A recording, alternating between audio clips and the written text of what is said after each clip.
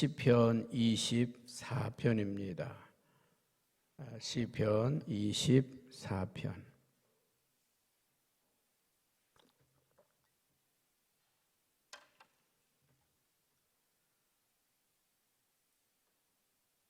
땅과 거기에 충만한 것과 세계와 그 가운데 사는 자들은 다 여호와의 것이로다.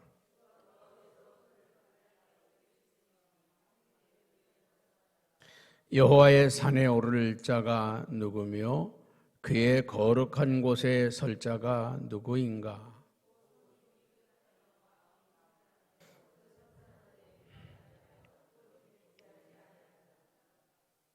그는 여호와께 복을 받고 구원의 하나님께 의를 얻으리니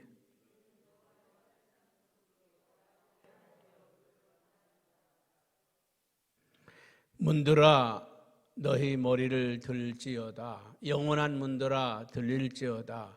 영광의 왕이 들어가시리로다.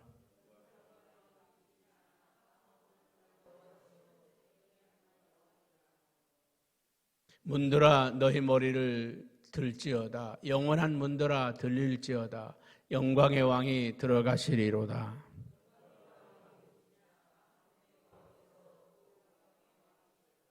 아멘. 여기 시편에 보면 이게 셀라라고 하는 말이 있죠. 이 셀라라고 하는 말은 시라고 하는 말입니다. 우리가 그 쉼표, 우리 이 시편은 찬양이잖아요. 하나님께 영광을 누리는 찬송시가 시편입니다. 그러니까 찬송의 가사죠. 찬송의 가사가 시편인데 그 셀라, 여기서 이제 성경을 이제 찬양하다가 말씀을 찬양하다가 여기서 쉬고 한 박자 쉬고 그 다음에 들어가라. 이게 셀라라고 하는 것입니다. 혹시 또 이게 어떤 분은 왜 셀라는 안 읽지? 그렇게 생각하실 분이 계실지 모르고 또 이번에 우리 샤우팅하면서 보니까 이제 성경 이 약자에 대해서 잘 모르시는 분들이 너무 많더라고요.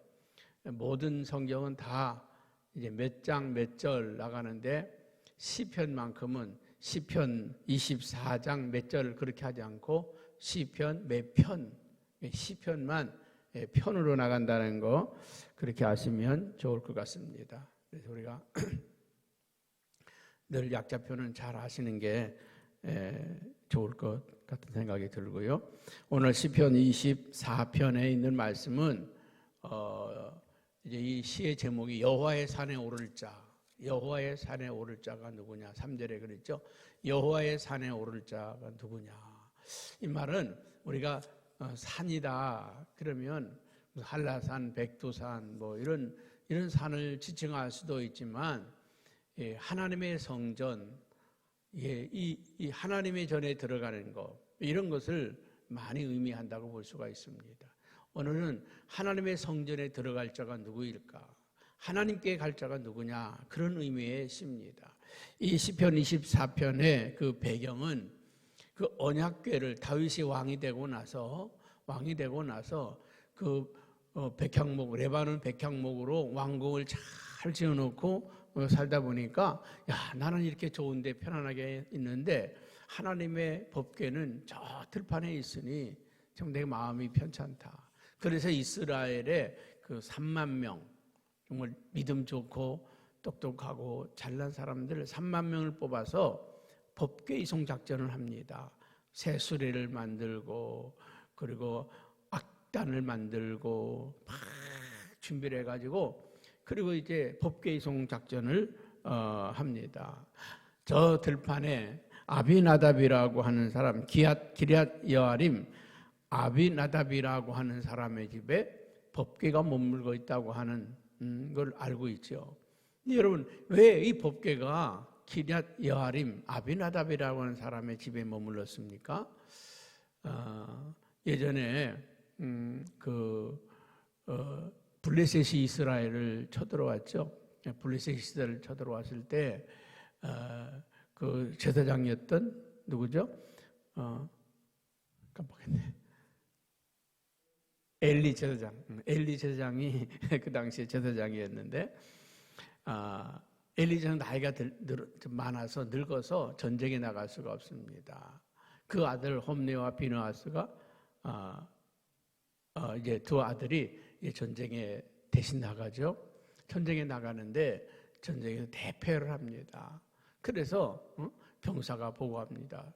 엘리 선생님 큰일 났습니다. 전쟁에 대패했습니다. 그러면 법궤를 메고 나가라. 그러면 이길 거다. 법궤를 메고 나갔더니요, 그날의 법궤는 뺏기고 두 아들은 아주 장렬하게 전사를 했습니다. 그리고 이스라엘 군대 3만 명이 몰살을 당했습니다.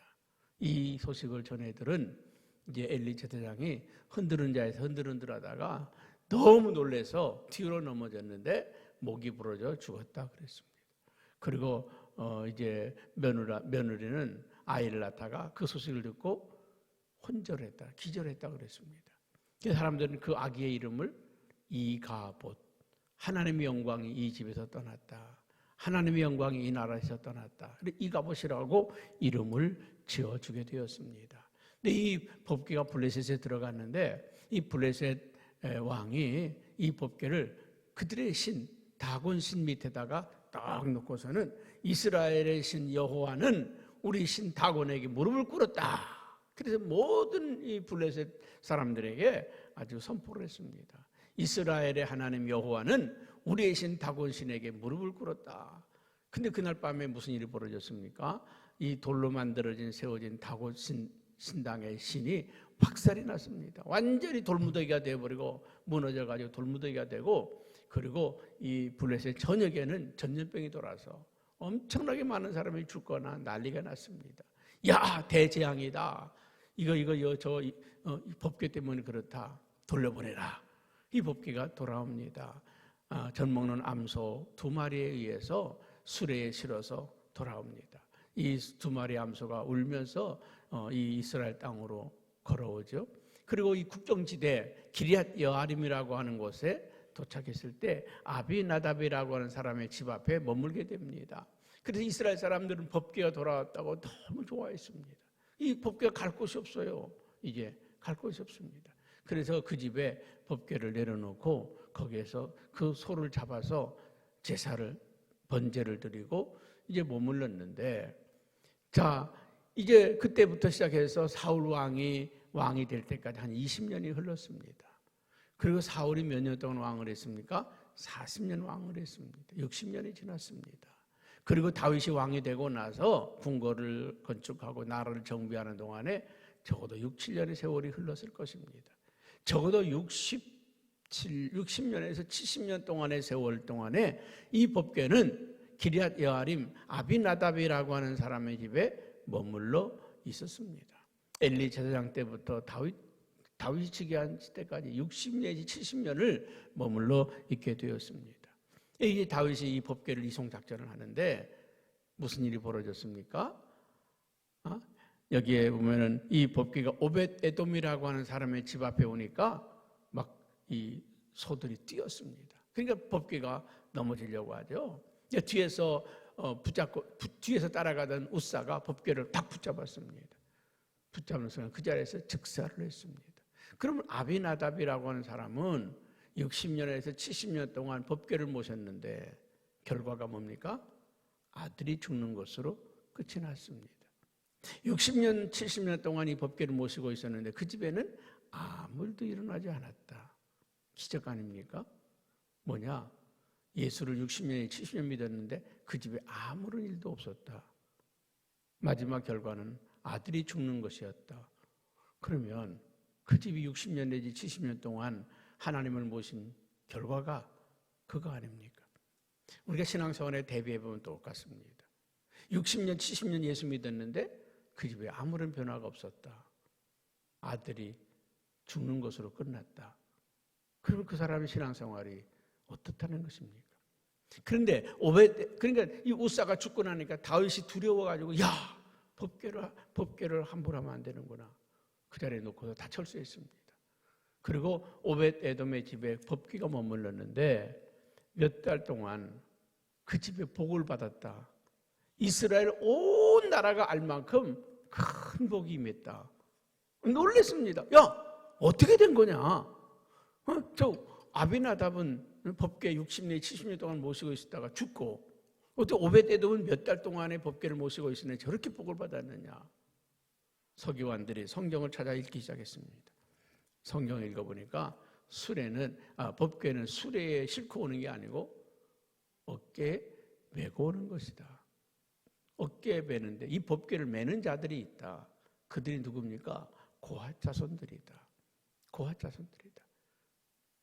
찾아봤더니 누가 고핫 자손입니까? 오벳에돔이 고핫의 자손. 고핫의 자손. 오벳에돔은 고라의 후손이었습니다. 고라는 이스라엘 백성, 고라는 고핫의 손자 아닙니까? 법궤 메는 자인데 그가 모세를 반역하다가 그의 땅들이 다 광야에서 죽고 땅이 갈라져서 묻어버렸습니다. 그때 살아남은 사람들이 오벳에돔의 그 후손들이었는데 그들이 숨어 살고 있었는데 법궤가 거기에 머무른 거예요. 그들이 그곳에서 얼마나 감격했겠습니까? 우리는 이 법궤를 메는 자들인데 하나님 우리에게 법궤 메를 수 있도록 기회를 주셨다. 그래서 그들은 그때부터 아마 매일 밤마다 법궤를 메고 마당을 돌았을지 몰라요. 언젠간 우리가 이 법궤를 메고 다윗성으로 들어가자. 그 소식을 듣고 다윗이 명합니다. 법궤 메는 자를 찾아라. 그 집의 식구들이 법궤 메는 자들입니다. 그래. 그럼 오벳에돔의 자손들이 법궤를 메고 예루살렘으로 들어오라. 그래서 이 오벳에돔의 자손들이 법궤를 메고 예루살렘으로 들어가잖아요. 그래서 시편에 보면 고라의 후손의 노래 이게 많이 나와요. 고라의 후손에. 여러분 이 오벳에돔의 후손들은 그 법궤를 메고 가서 뭐 했습니까? 솔로몬의 성전을 건축한 후에 그들은 어떻게 변하느냐 하면 성전에서 찬양하고 노래하는 예배자들이 되었습니다. 그래서 이 시편에 나오는 고라의 후손의 노래들 이게 다 이 법궤 메는 자들인 오벳에돔의 자손들이었습니다. 지금 오늘 이것은 24편은 다윗의 시인데 오늘 이것을 말하는 거예요. 여호와의 산에 오를 자가 누구냐? 하나님의 성전에 법궤를 메고 들어갈 자가 누구냐? 하나님의 성전에 법궤를 메고 갈 자가 누구냐? 오늘 그렇게 말하는 거죠. 여호와의 산에 오를 자가 누구냐? 1절 2절에 보면 이렇게 성경은 말씀하고 있습니다. 한번 같이 볼까요? 땅과 거기에 충만한 것과 세계와 그 가운데 사는 자들은 다 여호와의 것이로다. 여호와께서 그 터를 바다 위에 세우시며 강들 위에 건설하셨도다. 이 온 우주 만물이 하나님의 창조물이라는 것입니다. 하나님이 만드셨고 하나님이 지으셨고 하나님이 주인이시다. 하나님이 주인이신 걸 선포하는 거예요. 언젠간 어떤 시장이 그런 얘기했다가 문매를 맞은 적이 있었죠. 이 서울을 하나님의 도시로 하나님께 이 서울을 드리겠다고 그렇게 말을 했다가 아주 그냥 돌을 맞은 적이 있는데 여러분 이 서울의 주인이 누굽니까? 하나님이세요. 여러분 우리 가정의 주인이 하나님이 되실 때 그 가정이 복을 받는 거고요. 이 나라의 주인, 이 역사의 주인이 하나님이시라고 하는 걸 선포할 때 이 땅과 이 나라가 복을 받는 것입니다. 여러분 짐승도 주인을 아는데 우리 인간이 그 주인을 우리를 지으신 하나님을 모른다고 하면 어떻겠습니까? 짐승 미물들도 자기를 키워준 주인을 알아요. 여러분 우리는 뭐 고양이나 개나 뭐 이런 것만 애완동물이 아니라 어떤 사람은 뱀을 애완 파충류로 키우는 사람도 있고 독거미를 키우는 사람도 있고 그래 아니 저 무서운 걸 어떻게 근데 그런 미물들도 자기에게 밥을 주고 키우는 사람은 안다는 거죠. 여러분 그런데 우리 인간만큼은 나를 지으시고 만드신 하나님을 모르는 것입니다. 이 우주 만물을 지으신 분이 여호와신데 그 여호와께 들어갈 자가 누구냐? 그 하나님께 들어가서 예배할 자가 누구냐? 이게 3절 아닙니까? 여호와의 산에 오를 자가 누구며 그의 거룩한 곳에 설 자가 누구냐? 여호와의 산에 오를 자가 누구며 그 거룩한 성전에 설 자가 누구냐? 여호와의 성전에 설 자가 누구냐? 여러분들은 이 아침에 여호와의 산에 올라왔습니다. 할렐루야. 거룩한 성전에 들어왔습니다. 여러분 이 교회 들어올 때마다 이곳은 여호와의 거룩한 성전이다. 하나님이 임재하시는 곳이다. 할렐루야. 옛날에 그런 성도님이 한 분 계셨어요. 문 딱 열고 들어오면은 인사를 하고 들어오는 거예요. 그래서 내가 아니 인사하지 마세요.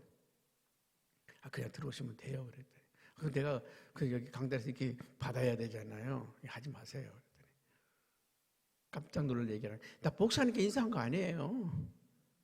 하나님께 인사했어요. 문을 열고 들어오시면서 이렇게 인사를 하고 들어오는 거예요. 인사하지 말라고 내가 강단에서 있다고 어떻게 봤냐고 그랬더니 내가 목사님께 인사한 거 아니에요. 하나님께 인사한 거예요. 여러분 아침에 문을 딱 열고 들어오면서 마음으로 주님 안녕하셨습니까? 뭐 그렇게 하고 들어오시면 얼마나 좋을까. 그런 마음으로 들어오시기를 바랍니다. 이곳은 주님의 성전이다. 주님이 계신 곳이다. 문을 딱 열고. 어떤 분은 그런 얘기도 하는 거 들었어요. 자기는 맨 먼저 교회를 가야 된대. 다른 사람들이 주님 만나기 전에 자기가 제일 먼저 만나야 되는데 그래서 자기는 다른 사람이 4시에 오면 3시 50분에 오고 3시 반에 오면 나는 3시 20분에 오고 그렇게 자기는 온다는 거예요. 지금 너무 일찍 오지 마세요. 그랬더니 아니 자기는 누구보다도 제일 먼저 예수님을 만나야 된대. 미신적인 생각일지 모르지만 마음이 소중합니다. 그 마음이 소중하잖아요. 여호와의 산에 오를 자가 누구이냐? 여호와의 거룩한 곳에 설 자가 누구냐? 오늘 사전은 그렇게 말합니다. 손이 깨끗하며 마음이 청결하며 손이 깨끗한 자들. 여러분 손이 깨끗하기 바랍니다. 이 손은요 훔치고 때리고 이런 데서 어제 그런 법이 하나 통과됐어요. 여러분 자식들 여러분 때리면요 감옥 갑니다. 앞으로 내가 낳은 자식이라도 법으로 못 때리게 되어 있어요. 그 법이 통과되었습니다. 여러분 자녀라도 이제는 때릴 수가 없어요. 어떤 우리 한국 사람들이 미국 가서 곤혹 치는 게 그거잖아요. 말 안 들으니까 애들 때렸다가요 옆집 사람이 신고해가지고 그 아이들과 엄마는 보호소로 들어가고 아빠는 영구 추방 그 집을 완전히 갈라버렸습니다. 그런 일들이 비일비재해요. 앞으로 우리나라에서도 그런 일이 생길지 몰라요. 아빠는 감옥으로, 엄마하고 애들은 보호소로. 우리 앞으로 이제 내가 낳은 자식이라도 함부로 아마 어린이집 가면 이제 앞으로 그거 교육시킬지도 몰라요. 엄마 아빠가 때리면 바로 신고해라. 그렇게 교육할지도 몰라요. 여러분 이 손은요 누굴 때리거나 뭐 저주하거나 이러기는 거예요. 이 손은 축복하라고 있는 손이고 이 손은요 섬기라고 있는 손이고 할렐루야. 이 손은 사랑하라고 있는 손입니다. 그 손이 깨끗한 자 우리의 손에 피가 묻지 않길 바랍니다. 우리의 손에 더러움이 있지 않길 바랍니다. 그래서 우리는 이 손을 거룩한 손을 들어 하나님을 찬양하라고 그랬어요. 거룩한 손으로 기도하고 거룩한 손으로 봉사하고 손이 깨끗한 자들이 하나님의 성전에 들어올 수 있다. 마음이 청결한 자들. 여러분 우리 그리스도인들은 마음이 깨끗해야 돼요. 두 마음을 품지 않고 정결한 마음을 가지기 바랍니다. 뜻을 허탄한 데 두지 않으며 뜻을 허탄한 데 우리의 생각이요 엉뚱한 데 가 있으면 안 돼요. 여러분 우리 마음이 거룩한 곳에 있기를 주님의 이름으로 축복합니다. 허탄한 데 두지 아니하며 거짓 맹세를 하지 아니하는 자들이다. 거짓 맹세. 여러분 마귀는 누굽니까? 거짓의 아비다. 여러분 우리 그리스도인들은 거짓말하면 안 됩니다. 거짓말하지 않길 바랍니다. 진실이 우리의 생명이 되어야 합니다. 그런 사람은 여호와께 복을 받은 자다. 그러니까 성전에 들어오는 사람은 어떤 사람들이라고요? 여호와께 복을 받은 자들이다. 그러니까 우리가 이렇게 살면 다 복받게 되어 있다는 거예요. 오벳에돔이 말이죠. 3달 동안에 그 법궤를 모셨는데도 그 온 나라가 알 정도로 복을 받았다. 그래서 하나님이 막 복을 부으셨다는 거예요. 막 복을 부으셨다. 여러분 하나님은 다 여러분 때를 따라 복 주시는 분이십니다. 할렐루야. 여호와께 복을 받은 자인데 그냥 가장 큰 복이 뭐냐? 구원의 하나님께 의를 얻는 자. 정말 너는 구원을 받은 자다. 너같이 구원받은 자가 어디 있느냐? 구원받은 자들은 어떤 자들이냐? 하나님이 의롭다고 칭한 자들. 할렐루야. 우리는 누구냐? 우리는 죄인이지만 용서받은 의인이다. 여호와께서 우리를 의롭게 하고 거룩하게 한 자들이 우리들이다. 그들이 하나님께 나와 예배할 수 있고 하나님께 영광 돌릴 수 있다. 그러니까 교회 왔다고 교인이 아니에요. 그냥 교회 다닌다고 교회 다닌 게 아니에요. 여러분, 손이 깨끗하고 마음이 청결하고 뜻을 허탄한 데 두지 아니하고 거짓 맹세하지 않은 자는 하나님이 다 복 주신다는 거예요. 다 복 주신다. 할렐루야. 그들이 하나님께 와서 예배한다는 말이죠. 뭐 교회 나왔다고 다 교인이 아닙니다. 이렇게 살아서 복받은 사람들, 아멘. 복받은 목사, 복받은 장로님, 복받은 성도들 되기 바랍니다. 그러니까 우리가 예수도 잘 믿어야지. 교회 다닌다고 교회 다녀서 하나님께 욕만 돌린 사람들이 있어.